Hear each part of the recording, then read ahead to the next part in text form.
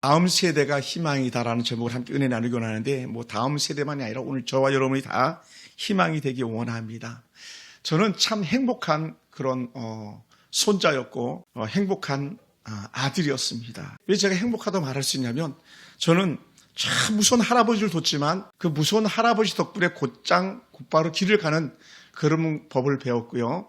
또 참 좋은 할머니 덕분에 사랑이 뭔지를 제가 이렇게 배울 수 있었던 것 같습니다. 사랑이 뭔지를. 저희는 아시는 바대로 할머니가 두 분이라고 그랬잖아요. 큰 할머니, 작은 할머니. 저는 할머니가 다 두 분인 줄 알았어요. 알고 봤더니 한 집에 하나밖에 없더라고요. 저는 두 분이었습니다. 그것도 한 집에 살았습니다.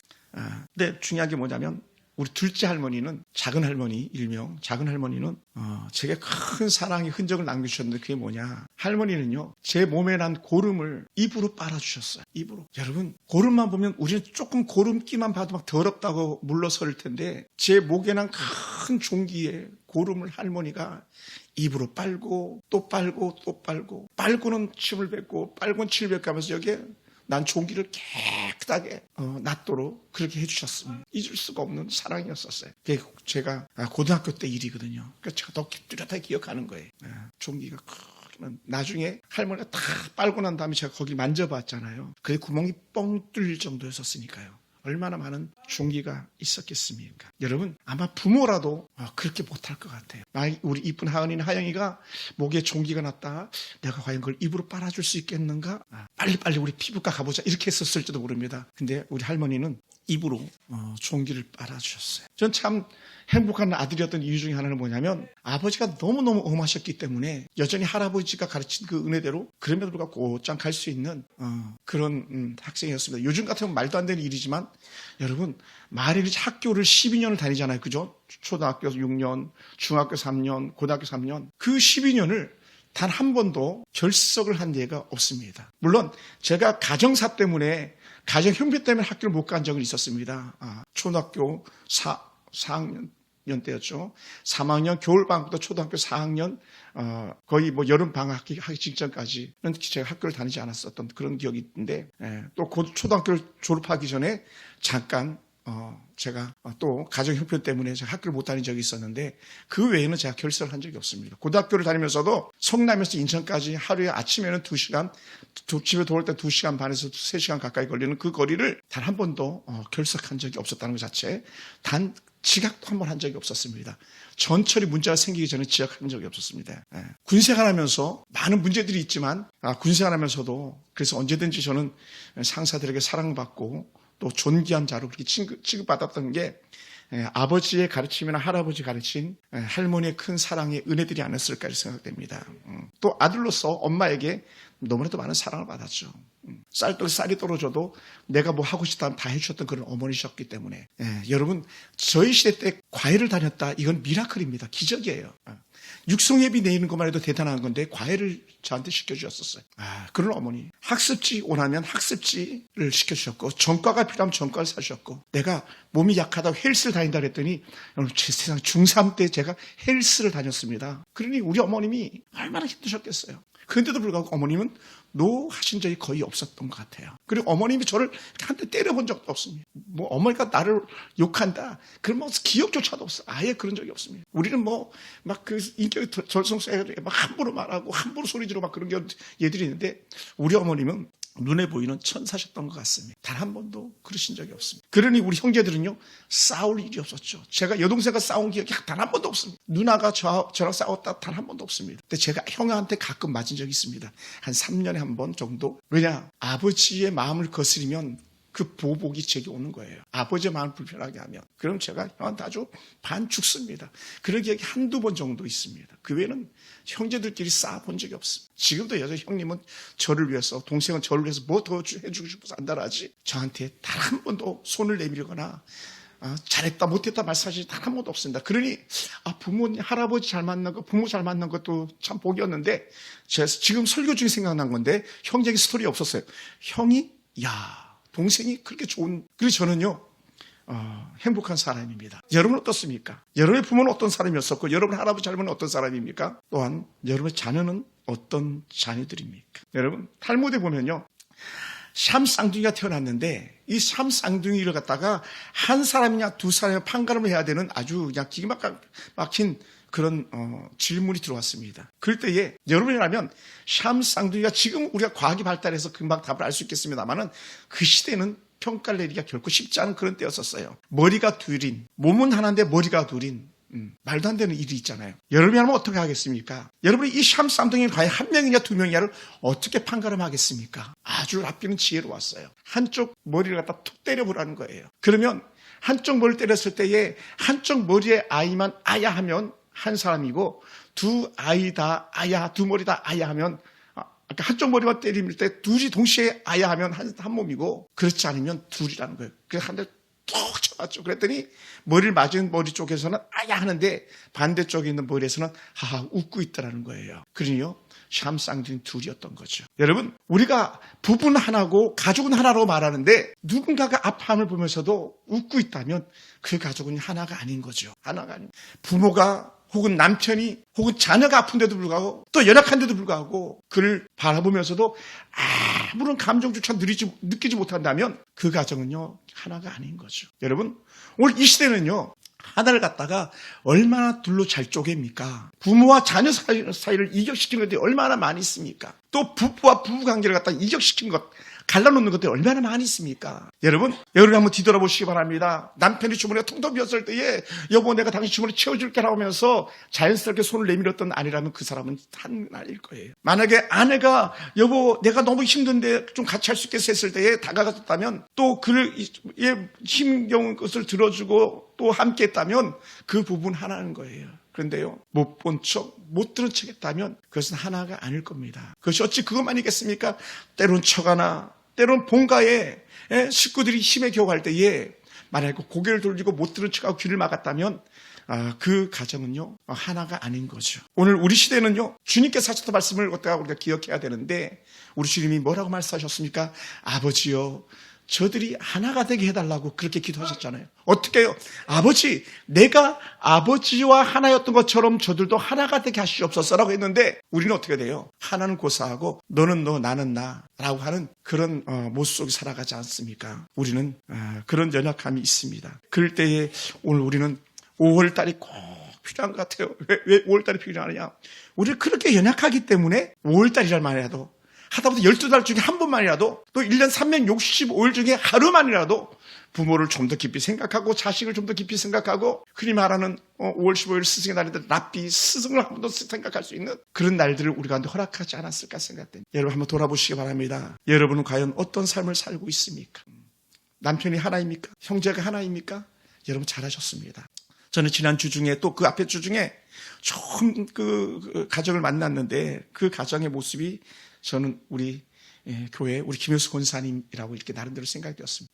그렇게 정진이 자매가 아파할 때에 같이 울어주고 곁에 있어주고 그래도 권사님의 큰 작은 믿음이라도 좀 심어주고 싶어가지고 달려갔던 때로는 성경책을 건네고 십자가의 목걸이를 건네면서까지도 하나님을 붙잡게 했던 그것이 사랑이었던 거죠. 동생을 향한 또 동생 부인을 향한 사랑이었다고 생각됩니다. 그런데 그게 어디서 왔는가? 또 가만히 이렇게 묵상을 해봅니다. 그랬더니 그러한 은혜가 저랑은 자주 식사도 못하고 교제를 못해서 좀 아쉬움이 있습니다만은 우리 김장수 씨랑 여전히 마찬가지 모습이었다는 거예요. 저는 그것이 참 존경스러운 거예요. 그 먼 강릉까지 왔다 갔다 하시면서 그 한 분 형님의 연약함을 갖다 돌봐주기 위해서 모시고 다니는 그런 일 아무나 못해요. 김 집사님 그 아무나 할 수 있는 게 아니에요. 제가 형이들 그렇게 하겠습니까? 잘 못해요. 여러분 우리 가정의 달에 우리도 더 그렇게 돌아봐야 될 줄 생각돼요. 저는 5월 달만 되면 막 목사님들을 자식 자랑하는데 막 그냥 귀를 막아야 될 정도로 그렇게 많이 합니다. 막 이 인싸에 올라오는 것들 보면요, 막 정신을 갖다 혼돈할 만큼 그렇게 자식들에게 사랑받고 또 부모 공경에 대한 것들을 받는 걸 볼 때에 때로는요 부러움도 앞설 때가 있었습니다. 근데 돌아보면 나는 부모에게 어떻게 했는가 한번 그렇게 다시 한번 생각해 보게 되더라고요. 오늘 우리가 읽은 잠언 27장 23절에는요 잘 살피다라는 그런 단어가 나옵니다. 야다라는 그런 단어입니다. 여러분 오늘 이 본문 속에서 뭐라고 표현했냐면 내 형편을 부지런히 살피며 이 살피다는 것 자체는 눈으로 확인하는 것만이 아니라 그 깊이를 갖다 잘 안다는 거예요. 그 깊이를 잘 안다는 거예요. 여러분 가장 잘 아는 관계가 어떤 관계인지 아십니까? 부모 자식 관계가 아니에요. 가장 잘 아는 관계가 그 형제와 형제 관계가 아니에요. 가장 잘 아는 관계는요, 부부 관계예요. 왜? 왜냐하면 아담과 하와는 가장 잘 아는 관계였었거든요. 근데 죄가 이 가장 잘 알고 있는 걸 다 가려버렸던 거죠. 아담을 보고 하와를 보고 서로 뭡니까? 책임 추구하기 바쁜 그런 관계를 만들어버렸던 거예요. 그런데 오늘 여기서 양떼 형제를 부지런히 살피면서 이 살피며 여기에 우리는 두 가지가 포함되기를 원합니다. 첫째는 부모가 자녀들을 그렇게 살펴주기 원합니다. 할렐루야, 할렐루야. 또 자식은요, 부모를 그렇게 살펴야 되는 거예요. 진자리 마른 자리 가라는 의심이라는 게 그냥 나온 게 아니잖아요. 그 부모의 사랑이 그냥 나온 게 아니에요. 사랑하는 성도 여러분, 여러분은 과연 부모를 어떻게 살피고 있습니까? 지난 5월 8일 부모에게 전화한 사람이 누가 있습니까? 부모를 찾아간 사람이 누가 있습니까? 여러분이 만약 그랬다면 여러분 진짜 효자예요. 찾아가서 어머니 안마해드리면서 엄마 나 때문에 얼마나 수고하고 있었어. 아빠 정말 힘든데 직장생활은 얼마나 힘들었어 하면서 자녀들이 만약에 어깨라도 주물러주면서 돈목들 건네는 거 고사하고 그러기만 했어도 여러분은 정말 좋은 자녀를 둔 그런 부모를 잘 살피는 자녀를 잘 돌보는 그런 부모. 오늘 그 살피다가 여기 있는 거예요. 어떻게? 부부가 남편이 아내가 남편을 잘 아는 것처럼 우리는 그 차원을 넘어서 부모와 자녀 간에, 자녀와 부모 간에 잘 알아가는 그런 은혜가 있기 원합니다. 일반적으로 이 부분을 갖다 얘기할 때는 목자를 향해서 가장 많이 쓰이는 단어 중에 하나이기도 합니다. 여러분, 목자는 양떼를 잘 살펴야 되는 거거든요. 마음이 열리고 함께하고 먹고 마시고 그러니 잠을 자지 않고 지키는 목자의 사명인데 그것이 어찌 목자들에게만 해당되겠습니까? 오늘 부모들에게 혹은 자녀들에게도 해당되지 않겠습니까? 잘 살펴라. 단순히 눈으로만 보지 말고 깊이 있게 바라봐라. 마음을 봐라. 근데 우리는 어떻습니까? 우리는 아이들 성적만 보지 그 아이들의 아픈 마음을 알지 못할 때가 얼마나 많습니까? 우리는 자녀들이나 부모들의 스케줄만 알지 부모나 자녀들의 형편이 어떤지는 우리는 별 관심이 없는 그런 모습이 아닌가 생각됩니다. 우리는 필요한 걸 사줄 수는 있어도 마음을 주지 않는 그런 악한 세대가 오늘날 이 세대가 아닐까 생각됩니다. 여러분 어떻습니까? 우리 하나님은 오늘 우리에게 잘 살펴라, 잘 돌봐라고 하는데 우리는 얼마나 묵뚝뚝하고 얼마나 우리는 무관심하게 오늘 이 시대를 우리가 살아가고 있는지 모릅니다. 여러분 하나님은요 그 부모에게 자녀를 맡겼다고 말합니다. 맡긴 것은요 책임을 진다는 거예요. 책임을 진다. 그래서 잠언에서는 이렇게 표현했습니다. 22장 6절에 보면 마땅히 행할 길을 아이에게 가르치라. 그리하면 늙어도 그것을 떠나지 아니하리라. 마땅히 행할 길을 아이에게 가르치지 않는 부모들이 얼마나 많습니까? 가르치는데 잘못 가르치는 것들이 얼마나 많이 있습니까? 그리고 어떻게 돼요? 아이들이 삐딱선을 타고 세상으로 나가는 얘들이 얼마나 많이 있겠습니까? 근데 우리는 잘 가르쳐야 됩니다.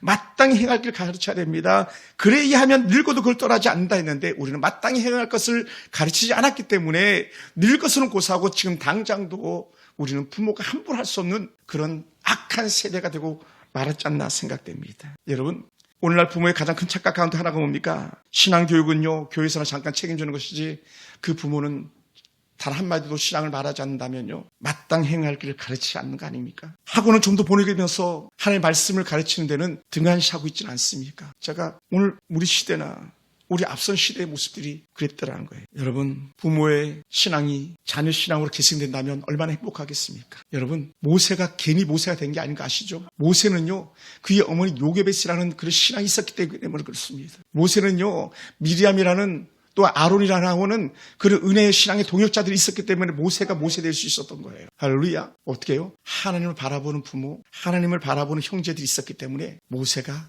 시대적으로 사명을 감당할 수 있었습니다. 여러분 이스라엘의 최고의 사사하면 당연히 사무엘을 꼽습니다. 사무엘이 그냥 나온 게 아니에요. 사무엘에게는 처절하게 기도하는 어머니가 있었다는, 술 취한 여인처럼 기도하는 어머니가 있었습니다. 그러니 사무엘이 가졌던 최고의 명언 중에 하나가 뭔지 아십니까? 나는 너희를 위해서 기도하기를 쉬는 죄를 범하지 않았다고. 나는 너희들을 위해서 기도했다고. 이스라엘 백성들에게 내쳐질 때에 왕 사울왕이 사무엘을 내쳤습니다. 인생 말년에 사무엘은 사울왕 피해서 숨어서 지냈어야만 했었습니다. 그럼에도 불구하고 그가 한마디 할 수 있었던 것은 나는 너희들을 위해서 기도했다고 했는데 그 은혜의 줄기가 어딨냐? 바로 그의 어머니 한나였다는 거예요. 할렐루야. 한나와 예배했던 그의 사랑하는 남편 엘가나가 있었다는. 오늘 우리 시대에 그런 어머니가 필요하지 않을까요? 그런 어머니와 함께하는 자식이라면요 어디 내놔도 손색함이 없을 줄 믿습니다. 더 나아갔어요. 어찌 친부모 아니겠습니까? 신약 성경에 나오는 디모데라는 아주 위대한 하나님의 사람이 있습니다. 그 위대한 하나님의 사람 디모데 뒤에는요, 그의 어머니 로이스라는 사람과 윤회계가 함께했다는 거예요. 외할머니 신앙을 이어받았습니다. 친엄마의 신앙을 이어받았습니다. 그러니 속사도 시대에 그는 최고의 하나님의 사람으로 쓰임받을 수 있었다는 거예요. 그 배경이 누구냐? 여러분, 우리는요, 세상에서는 금수도 따지고 흙수도 따지는데 영적인 부분에서 우리는요, 한결같이 우리는 금수저가 되길 주로 축원합니다. 돈은 좀 없어도요, 학력은 좀 없어도요, 그를 모르는 그 까막눈이어도요, 믿음만은요, 금수저가 되기 원합니다. 할렐루야, 할렐루야. 여러분 속에서 믿음의 금수저가 되어서 이 시대에 하나님의 꿈을 드러낼 수 있는 그런 저와 여러분이 됐으면 좋겠습니다. 또한 특별히 성경에서는 이렇게 말합니다. 마음을 돌아야 하는데 그저 깊은 관심을 가지라는, 깊은 관심을 가져라. 집중하라. 여러분, 우리는요, 뭡니까? 사랑을 먹고 사는 건데 사랑은 다름이 아니라 관심입니다. 관심. 자식이 어디 있는지 관심. 부모가 어찌 지내는지 관심. 할렐루야. 그게 관심이에요. 그것이 사랑이에요. 근데 오늘 우리는 그것을 얼마나 뿌리칠 때가 많이 있습니까? 부모들은 한결같이 말하죠. 잔소리를 많이 할 수밖에 없습니다. 그 말하는 것이 어떻습니까? 다 너 잘되라고 하는 말이야. 다 너를 위해서 하는 말이 하는데 자녀들은요, 그 말을 귀담아 듣지 않는 거예요. 왜? 부모 공경이 떠나버렸으니까. 또 그럴 수밖에 없는 게 엄마 아빠는 자신들의 말을 들어주지 않는다는 거예요. 대화는 쌍방인데, 소통인데 우리는 한쪽에서만 말하지, 집중적으로 말하지, 상대방에게 말을 기울여 주지 않는 그런 불편한 부모들이, 때로는 불편한 자녀들이 있는 것을 우리도 가끔은 보게 됩니다. 사랑하는 성도 여러분, 어찌 사랑이 물질만 가지고 되겠습니까? 사랑은요, love is 전달, 마음과 마음이 전달되는 거라고 말하지 않습니까? 사랑은요, 때로는 눈빛만 봐도 안다 그러지 않았었습니까? 그것은 뭡니까? 다른 말로 하면 관심이었다는 거죠. 여러분, 얼마나 관심 있는 그런 모습을 가지고 살아가고 있습니까? 사랑하는 성도 여러분, 우리는요, 이미 20, 30년 전에 오늘날 한국교회가 썰렁 할 것을 얘기했었습니다. 왜 그랬는가? 믿음 좋았다고 하는 장로님들이, 믿음 좋았다고 하는 안수집사님들이, 권사님들이 주일학교를 보내야 될, 교회학교를 보내야 될, 중등부, 고등부를 보내야 될 그런 장로님, 안수집사님, 권사님들이 아이들을 교회로 보내지 않고 주일에도 학원을 보냈잖아요. 수련을 보내지 않고 겨울 캠프를 보내는데 겨울 캠프는 학교 겨울 캠프를 보냈잖아요. 그러니 그 세대가 엄마 아빠가 쟤도 좋은 장로가 되길 꿈꿨던 그런 믿음 다 고사해버리고 주의 전을 떠나버리는 그 일들이 생겨나지 않았습니까? 왜냐하면 공부만 잘하면 된다고. 믿음 나중에 가져도 된다고. 그리 어떻게 돼? 그런 자녀들이 다 불신앙으로 돌아서는 그런 모습을 보였다는 거예요. 여러분, 공부가 먼저입니까? 출세가 먼저입니까? 여러분, 우리 하나님은 그렇게 말하지 않았어요. 우리는 God first, 하나님이 먼저라. 위대한 하나님이 세운 학교들은요, 다 God first지, 하나님 먼저지 공부 우선이 아니었다는 거예요. 사랑하는 성도 여러분, 오늘 우리는 속고 있는 거예요. 여러분, 속지 마시기 바랍니다. 속지 마세요. 돈이 먼저라고요? 속는 거예요. 네, 그게 아니에요. 사랑이 먼저라고요? 속는 거예요. 사랑도요, 진짜 사랑이고 가짜 사랑이 있는 거예요. 속는 거예요. 속지 마시기 바랍니다. 사랑하는 성도 여러분, 그러니 사도 바울이 디모데를 위해서 했던 말씀 중에 하나가 뭐냐? 내가 밤낮 간과함으로 너를 생각하여 기도한다라고 디모데후서 1장 3절에서 말씀했습니다. 여러분, 그냥 생겨나는 게 아니라는 거예요. 관심 있습니까? 마음이 갑니까? 기도하고 있습니까? 그게 사랑인 거죠. 하워드 핸디슨이라는 분이 계셨는데 아주 핸디슨 하면 최고의 그 학자입니다. 그는 이렇게 말했습니다.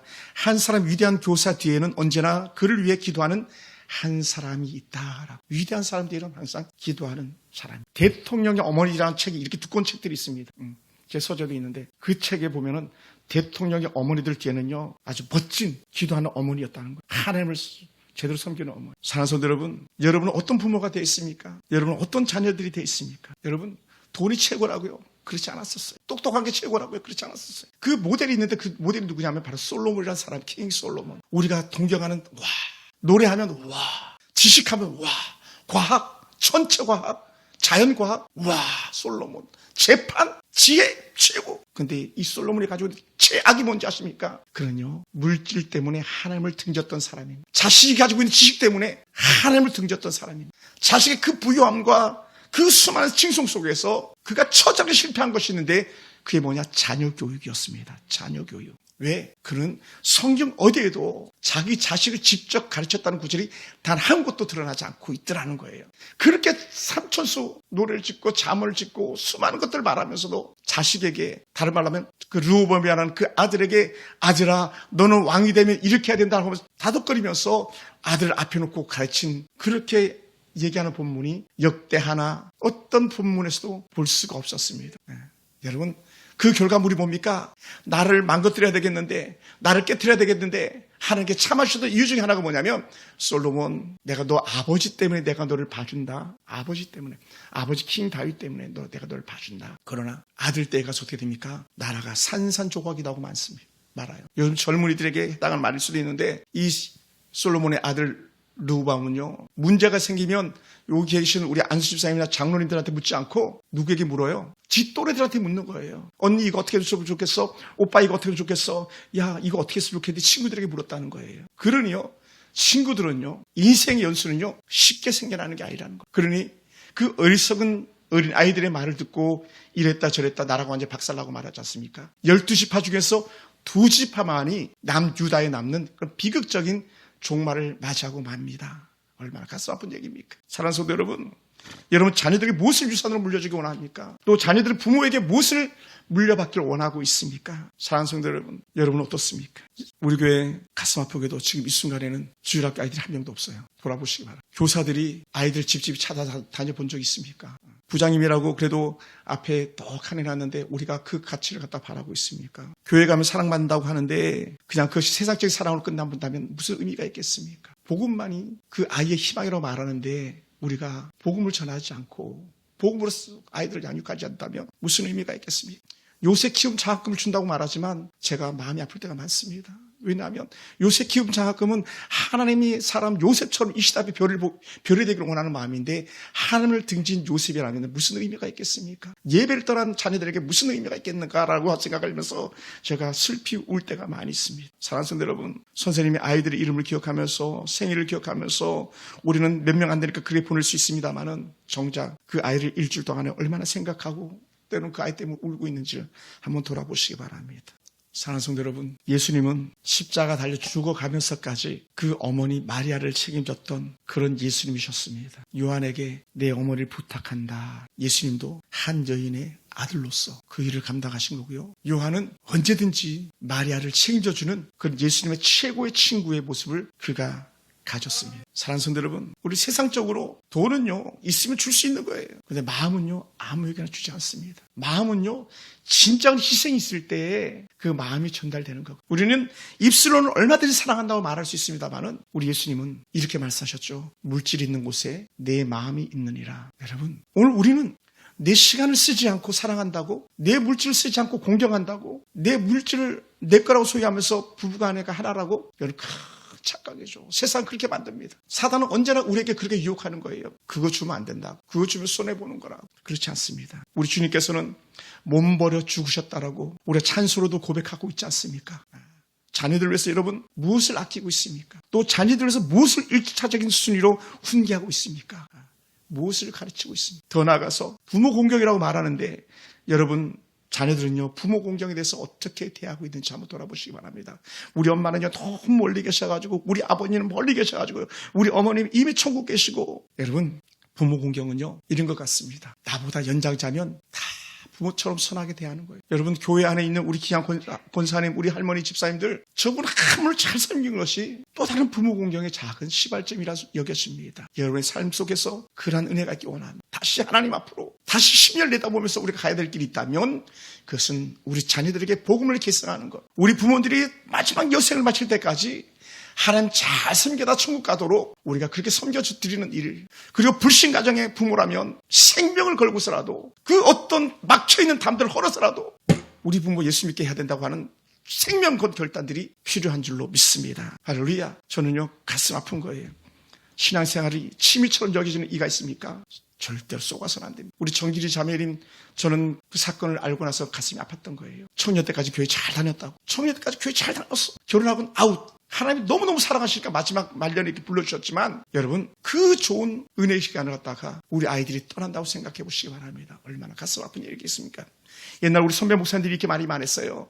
여자들의 신앙은 시집 가보면 안다고, 남자들의 신앙은 군대 가보면 안다고, 군대 가보면 안다고. 여러분 오늘 우리들의 신앙이 어떻습니까? 오늘 부모들의 신앙이 어떻습니까? 여러분 최고의 가치를 갖다가 어디에 두고 있는지 한번 돌아보시기 바랍니다. 저는요 이 설교를 하면서 많이 부끄럽습니다.